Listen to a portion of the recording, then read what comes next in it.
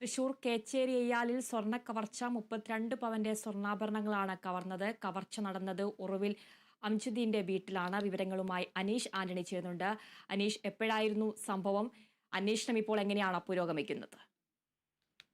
അതിന് വലിയ രീതിയിലുള്ള അന്വേഷണമാണ് ഈ മോഷണത്തിന് പിന്നാലെ പോലീസ് ഇപ്പോൾ ആരംഭിച്ചിട്ടുള്ളത്. എന്തായാലും സംഭവം നടക്കുന്നത് എരുമപ്പെട്ടി സ്റ്റേഷൻ പരിധിയിലുള്ള എയ്യാൽ എന്ന് പറയുന്ന സ്ഥലത്താണ്. എയ്യാൽ ചുങ്കം സെന്ററിന് സമീപം താമസിക്കുന്ന ഒടുവിൽ അംജത്തിന്റെ വീട്ടിലാണ് ഇത്തരത്തിൽ മോഷണം നടന്നത്. അംജത്ത് വീട്ടിലില്ലായിരുന്നു.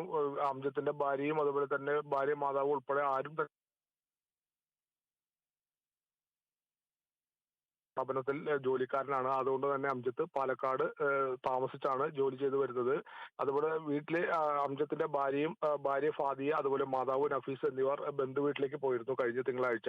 ഇവർ കഴിഞ്ഞ ദിവസം വൈകിട്ട് തിരിച്ചെത്തിയപ്പോഴാണ് ഈ വലിയൊരു മോഷണം നടന്ന വിവരം അറിയുന്നത്. 35 പവനോളം സ്വർണ്ണാഭരണങ്ങളാണ് കവർച്ച ചെയ്യപ്പെട്ടത്. അതായത് നിലവിൽ ഇപ്പോൾ വലിയ വിലയാണ് സ്വർണ്ണത്തിന്. നമുക്കറിയാം, ഇന്നത്തെ മാർക്കറ്റ് വില കണക്കിലെടുത്താൽ 1/4 കോടിയോളം രൂപ വില വരുന്ന സ്വർണ്ണമാണ് മോഷണം പോയത്. വലിയൊരു മോഷണം തന്നെയാണ് നടന്നതെന്ന് വേണം പറയാൻ. വീടിന്റെ മുൻവശത്തെ വാതിൽ കുത്തി തുറന്നാണ് മോഷ്ടാക്കൾ അകത്ത് കടന്നിട്ടുള്ളത്. തുടർന്ന് കിടപ്പുമുറിയുടെ വാതിലും കുത്തി തുറന്നു. അതിനുശേഷം അലമാരയും കുത്തി തുറന്നാണ് അലമാരയ്ക്കുള്ളിൽ സൂക്ഷിച്ചിരുന്ന ഈ 35 പവനോളം വരുന്ന സ്വർണ്ണാഭരണങ്ങൾ മോഷണം നടത്തിയത്. മാത്രമല്ല, വസ്ത്രങ്ങളെല്ലാം വാരി വലിച്ചിട്ട നിലയിലായിരുന്നല്ലേ. വീട്ടുകാർ തിരിച്ച് വീട്ടിലേക്ക് എത്തിയപ്പോഴാണ് ഈ മോഷണം നടന്ന വിവരം അറിയുന്നത്. ഉടൻ പോലീസിൽ വിവരം അറിയിച്ചു. കുന്നംകുളം ACP യുടെ നേതൃത്വത്തിൽ എരുമപ്പെട്ടി ഇൻസ്പെക്ടർ JS അശ്വിന് ഉൾപ്പെടെ വലിയൊരു പോലീസ് സംഘം തന്നെ സ്ഥലത്തെത്തിയപ്പോൾ അന്വേഷണങ്ങൾ ആരംഭിച്ചിട്ടുണ്ട്. മാത്രമല്ല, വിരലടയാള വിദഗ്ധരും ഡോഗ് സ്ക്വാഡും ഉൾപ്പെടെയുള്ളവ സ്ഥലത്തെത്തി തെളിവുകൾ ശേഖരിച്ചു. പ്രദേശത്തുള്ള CCTV ദൃശ്യങ്ങളും ഉൾപ്പെടെ പരിശോധിച്ചാണ് അന്വേഷണം ഇപ്പോൾ പുരോഗമിക്കുന്നത്. എന്തായാലും വൻ മോഷണം തന്നെയാണ്. ഇതിന് പിന്നിൽ